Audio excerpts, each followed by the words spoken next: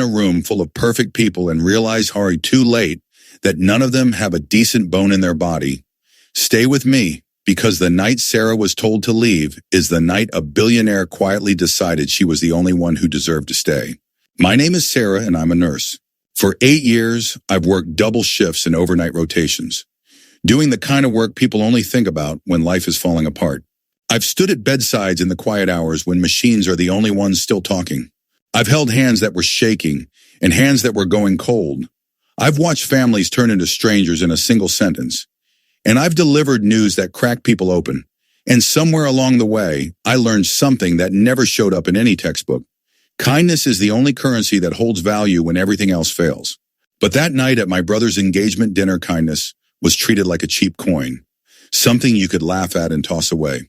Let me take you back to a cold December evening, the kind where snow falls soft and clean, and the world feels like it's trying to be magical, at least on the surface. Christmas was 3 days away. My daughter Lily was 8. She had my smile, but her own kind of wisdom, the kind kids have before life trains them to second-guess their own worth. We lived in a small apartment on the edge of the city. It wasn't fancy, not even close, but it was ours. We had food, we had warmth, we had love. And I genuinely believed that was enough. Then my younger brother Vincent called me on Tuesday afternoon. He sounded excited in a way I hadn't heard in years, like his voice had finally found room to breathe. "I'm getting married," he said. "And not just married into money, real money, the kind that changes the way doors open for you." He told me there was going to be an engagement dinner, a family gathering. He said there would be important people there. And then he said something that made my stomach tighten. "Someone important is coming," he told me. "A business associate. Be on your best behavior." He said it like a warning, like I was a risk to manage. But even through that, I felt a flutter in my chest. Not excitement exactly, more like hope trying to push through years of bruises. You see, I'd spent most of my adult life feeling like I was on the outside of everything.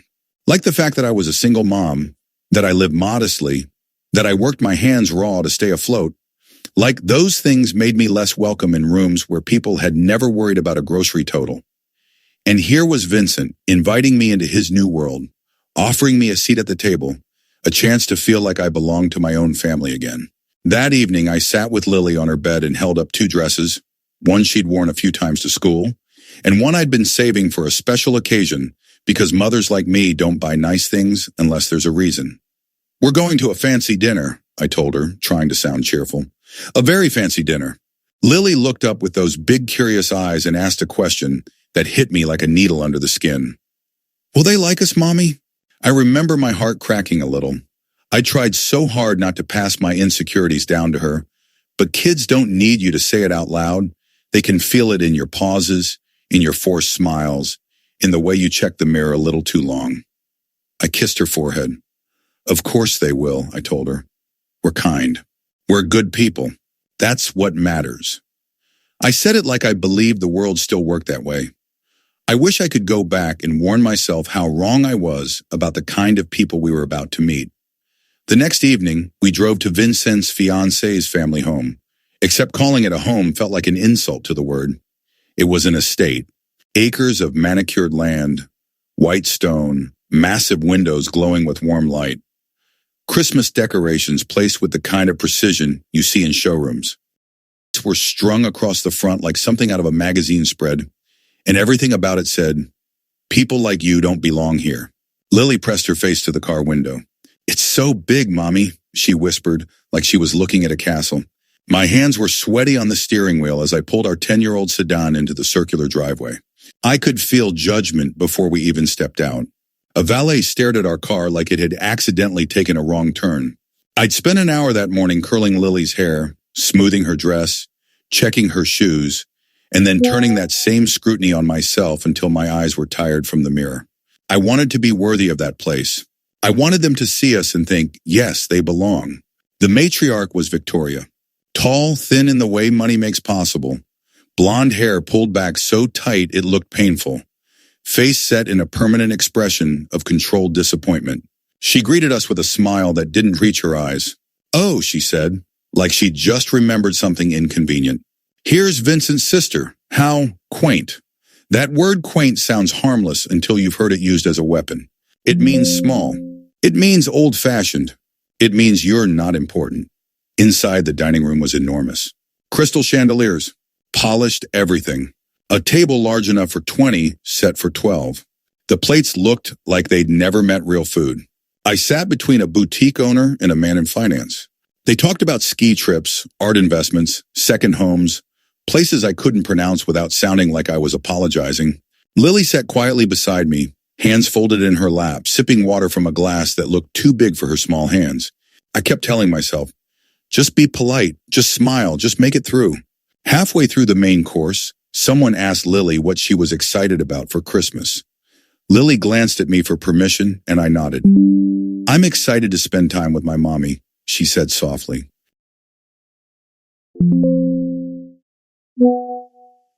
And maybe we'll go to the beach. Mommy says the beach is pretty in winter.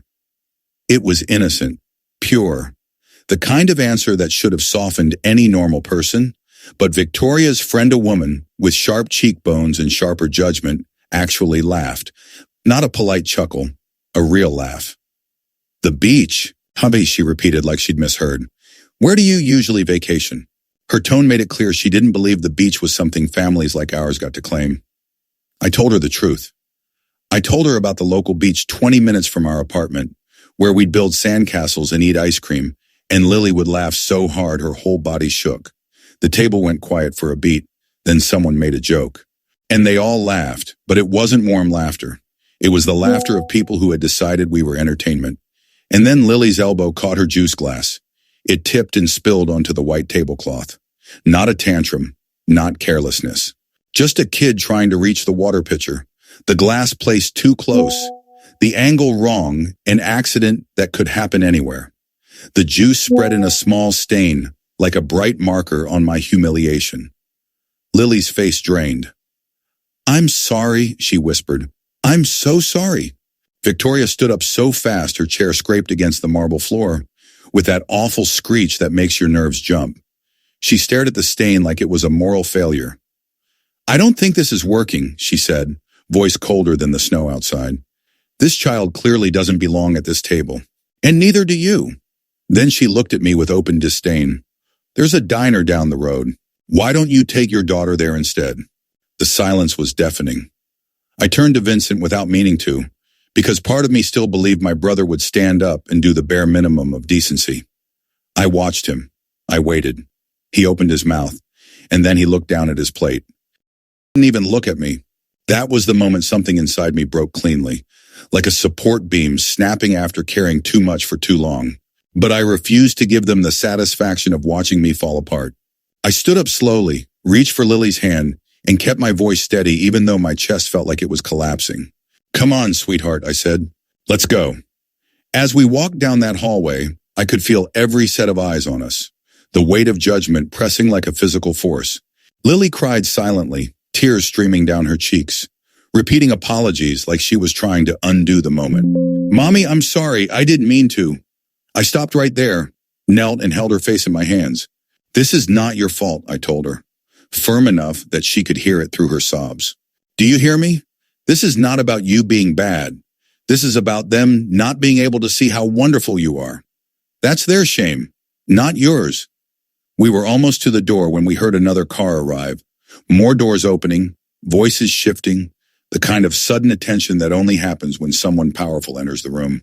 A man walked past us as we were leaving. Tall, late 60s, silver hair, posture that made the air around him feel organized. He wore his suit like it belonged to him the way confidence belongs to certain people. He glanced at us, really looked, and something flickered across his face. Not pity, not judgment. Recognition. Understanding. But we kept walking because at that moment I didn't have the energy to decode strangers.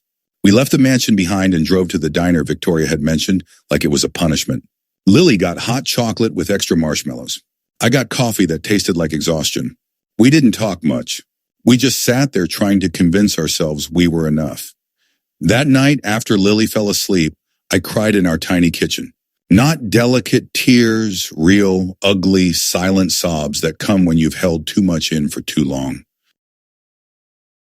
I felt anger, humiliation, and that crushing fear that no matter how hard I worked, I'd always be an outsider.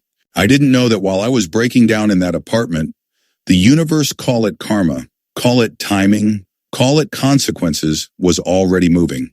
That man we passed in the hallway was Victor Hartley, one of the wealthiest self-made billionaires in the country. Real estate, hospitality, built from nothing. The kind of man people bend around without realizing it. He understood rejection in a way money can't erase because he'd been rejected long before he was rich. And the moment he arrived at that dinner, he saw what happened. He pulled Vincent aside within minutes. I learned later exactly how it went down. "Who were those two leaving?" Victor asked. Vincent, embarrassed and sweating shame, explained. He told Victor I was his sister.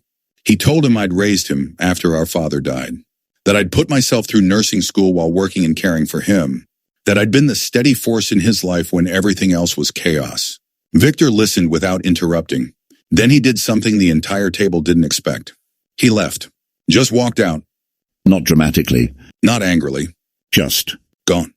And the next evening, while Lily was brushing her teeth and I was folding laundry, the doorbell rang. I opened the door and there he was, Victor Hartley in a perfect suit in the dim hallway of our apartment building. For a second, I thought I'd done something wrong at the hospital. I thought he was a patient's family member there to complain. My mind searched for an error that would justify a billionaire at my door. But he introduced himself calmly and I felt the world tilt. "I saw what happened last night," he said, "and I want to talk." I almost closed the door. My first instinct was defense. I thought he was there to offer charity, to hand me money, like I was a sad story. I didn't want pity. I didn't want to be someone's feel-good donation. But Victor wasn't offering pity. He told me he was starting a charitable foundation, one focused on underprivileged families, single mothers, kids overlooked by systems that were supposed to protect them. He said he needed someone to run it, someone with integrity, someone who understood struggle, not from a textbook, but from living it. Then he named the offer, $150,000 a year, full benefits, flexible schedule, and he would cover Lily's education at a private school of our choice. I stood there in the doorway like my brain had reached a processing limit. "Why?" I asked. "You don't even know us." Victor held my gaze and said something I will never forget. "I know more than you think. I know your daughter spilled juice and apologized like it was a crime. I know you took her hand and left with dignity when people tried to humiliate you. That's integrity, and integrity is rare." Later, I learned the deeper truth. Victor had been estranged from his own family for decades. He'd built his empire to prove something to people who were never proud of him. He was surrounded by wealth, but lonely in the way only powerful people can be, always admired, rarely loved.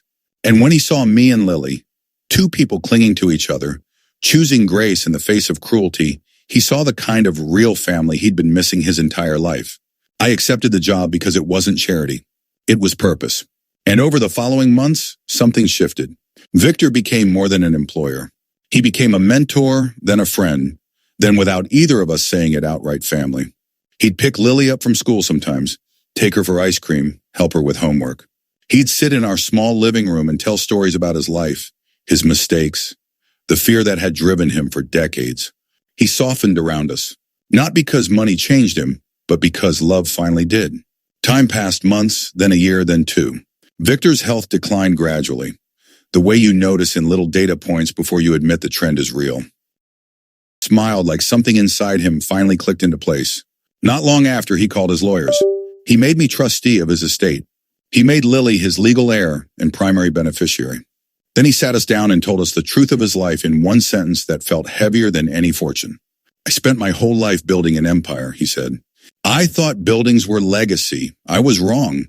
Legacy is family, and you two gave me that." 6 months later, Victor passed peacefully in his sleep. He was ready, not because he had everything, but because he finally had what mattered. The will was read on a gray January morning, and the news exploded within hours. A self-made billionaire's $2.8 billion estate left to a nurse and her daughter. Cameras, headlines, analysts, people calling it a fairy tale. Victoria tried to contest it. Her lawyers argued influence, argued competence, argued anything that might reverse what was written. But Victor had documented everything meticulously, his reasoning, his intent, his love. Victoria lost. And the people who told us we didn't belong sat in that mansion watching the woman they tried to break inherit more wealth than they could earn in 10 lifetimes. But here's the part I want you to understand. This wasn't revenge. Karma isn't the universe getting back at people. It's the universe revealing the truth of what you choose to be. They rejected kindness and built their world on status. And when status is all you have, loneliness is always waiting. I could have used that money to punish them. I could have been petty. I could have taken satisfaction in their downfall. But Lily was watching, and I wanted her to learn the real lesson. Your character isn't defined by how people treat you. Your character is defined by how you respond. I kept nursing because I wanted to, because it grounded me in what's real. And I expanded Victor's foundation until it became my life's work shelters for families, scholarships for kids, programs for single mothers to return to school. We used wealth the way it should be used, as a tool, not a throne. Years later, I visited Victoria. Yes, I did. I brought flowers. She opened the door of that beautiful mansion alone. Her kids had moved away. Her connections had thinned. The servants were gone. She had everything, and no one. I didn't say I told you so. I just told her I forgave her and that I hoped she found peace, because bitterness would have poisoned me, and I refused to let her cruelty define who I became. That's the lesson. Dignity is a kind of power no one can take unless you hand it over. If you've ever felt rejected, judged, like you don't belong, hear me clearly. Your character is your currency. Protect it. Invest in it. Spend it on the people who matter. And if you believe in second chances, if you believe kindness comes back in ways you can't predict, then like this video, subscribe, share it with someone who needs hope tonight, and tell me in the comments, has kindness ever returned to you when you least expected it? I read every comment, and I'd love to hear your story.